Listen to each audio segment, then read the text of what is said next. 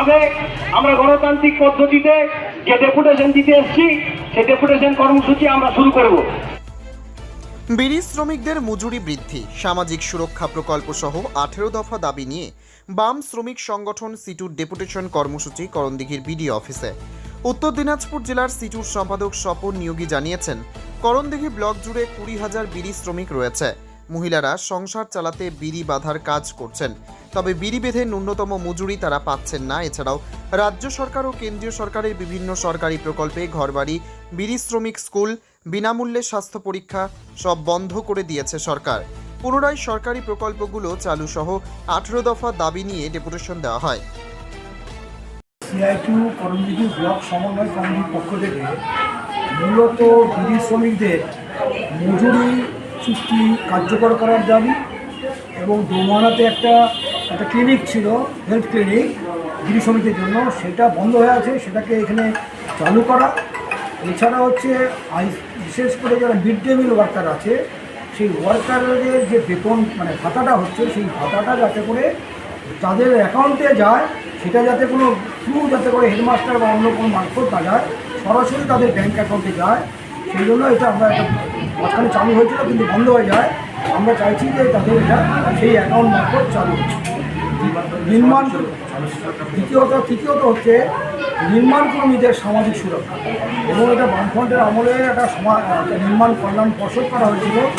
নির্মাণ শ্রমিকরা তারা যদি কাজ করতে গিয়ে তারা কোথাও আহত হয়, মারা যায় কোনো রোগে, তাদের হচ্ছে আর্থিক সহায়তা ট্রিটমেন্টের জন্য করা হতো, কিংবা তাদের চশমা, তাদের সাইকেল, তাদের হচ্ছে কাজ করার উপকরণ এটা সরবরাহ করা হতো সরকার থেকে।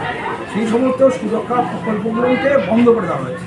আমরা চাইছি যে তাদের সামাজিক যে সুরক্ষা যেগুলো আছে সেগুলোকে ইমিডিয়েট দিতে হবে, এবং এটা নিয়ে আমরা প্রশাসনের কাছে বিশেষ করে লেবার ডিপার্টমেন্টকেও জানিয়েছি, কিন্তু এটা তারা ঠিকমতো কার্যকর করছে না। এর সঙ্গে যেটা আছে যে বিড়ি শ্রমিকদের যে ছেলে মেয়েরা আছে যারা চাইল্ড লেবার বলা হয়, যারা বিড়িও বন্ধে আবার পড়াশোনা করে, তাদের জন্য আমাদের এই উত্তর দিনাজপুর জেলায় 40টা বিশেষ করে করণদিঘি বিড়ি এলাকাতেই মেনলি এটা হয়েছিল যে বিড়ি শ্রমিকদের ছেলে মেয়েদের জন্য যে চাইল্ড লেবার স্কুল তৈরি হয়েছিল, সেই চাইল্ড লেবার স্কুলগুলো টোটালি বন্ধ হয়ে আছে। তাদের কোনো মিড ডে মিলের খাওয়ারও নেই, এবং যারা ইনস্ট্রাক্টর বা টিচার হিসাবে ছিলেন তারাও হচ্ছে তারা বেকার হয়ে আছে।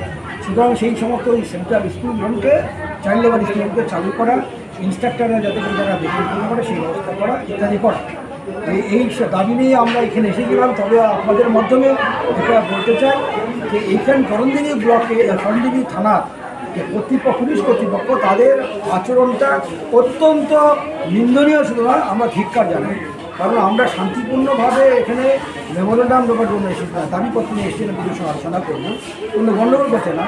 কিন্তু এখানে জনৈক এএসআই, সম্ভবত প্রমোটি এএসআই সাম দাস, তিনি যেভাবে ওয়ার্কারদের সঙ্গে দুর্ব্যবহার করলেন, এবং দুর্ব্যবহার করার পর আমরা প্রশাসনের এখানকার পুলিশ আইসি এবং আরেকজন সাব ইন্সপেক্টর ছিল, তার নজরে আনার পরে বললাম যে ওনাকে রাখবেন না, উনি থাকলে এখানে গণ্ডগোল হবে।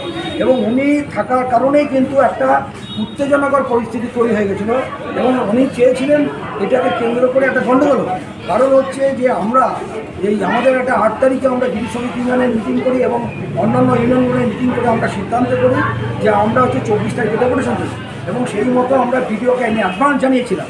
এবং আমাদের এই আন্দোলনটাকে বানচাল করবার জন্য ভিডিও সরাসরি যুক্ত আছেন কেউ জানি না, কিন্তু পুলিশ প্রশাসন যাদের হচ্ছে আমাদের এখানে ল অ্যান্ড অর্ডার রক্ষা করার দায়িত্ব, তারা ল অ্যান্ড অর্ডারটাকে ব্রেক করানোর জন্যই, একটা অশান্তির বাতাবরণ তৈরি করার জন্যই আজকে তৃণমূল কংগ্রেসের যে নিয়ন্ত্রিত কোনো একটা ইউনিয়ন হবে তাদেরকে দিয়ে 11টা তিনি ডেপুটেশনের তারিখ দিলেন। আমরা মনে করি যে একটা উত্তেজনা তৈরি করে করণদিঘির যে শান্তিপূর্ণ পরিবেশ আছে তাকে নস্যাৎ করার চেষ্টা আজকে পুলিশ প্রশাসন করেছিল।